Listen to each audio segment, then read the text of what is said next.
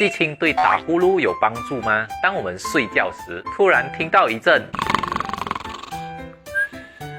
这就是打呼噜的表现。但是如果这种情况变成睡眠呼吸暂停，那就不好玩了。这会导致我们的大脑和身体器官缺氧，可能还会增加猝死的风险。但是别担心，研究表明氢可以帮助改善因为缺氧而导致的器官损伤，例如心、脑、肾脏等。而且吸氢后，睡眠呼吸暂停的次数和时间也会减少。所以如果你有这个问题，别忘了多吸氢哦。